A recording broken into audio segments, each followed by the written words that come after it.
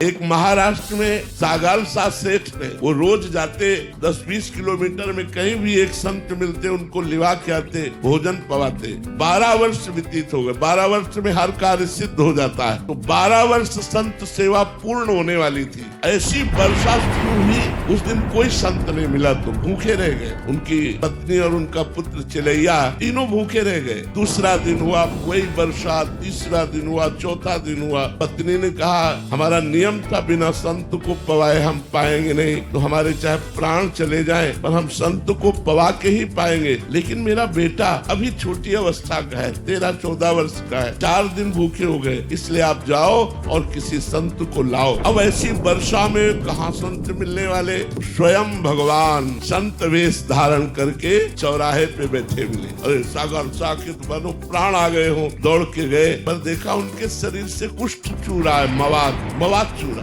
पर तिलक लगाए हुए संत वेश में साष्टांग दंडवत किया। कहा, भगवान हमारा व्रत था, बिना संतों को भोजन पवाए हम पा नहीं सकते। 4 दिन हो गए, हमारे परिवार में किसी ने जल भी नहीं पिया। आप चलें और प्रसाद पाए और हमारे परिवार के प्राणों की रक्षा हो जाए, हमारे नियम की पूर्ति हो जाए। उनका हाँ चल सकते हो, लेकिन मैं चलने लायक नहीं हूँ, मुझे कोई अपने कांधे पे ले चले। उनका आओ प्रभु मेरे कांधे पे बैठो। उनका नहीं, एक आदमी तो मक्खी उड़ाने के लिए चाहिए ना, अपनी पत्नी को लिवा के लाओ। गए, घर में पत्नी से कहा, पत्नी आई, जे ही वो बीभत्स रूप देखा, यहाँ घाव मवाद चूरा है। और उसके मन में आया, नहीं संत के प्रति दोष दर्शन नहीं करना, मुझे संत सेवा करनी, इसलिए बैठा ला। अब वो इतनी दुर्गंध भगवान ने बढ़ा दी कि दोनों पति पत्नी छोड़कर भाग जाए, लेकिन गोविंद गोविंद गोविंद एक एक कदम भगवान नाम जप करते हुए घर पहुंचे। उनको स्नान कराया, चंदन लगाया। उन्होंने फिर खीर,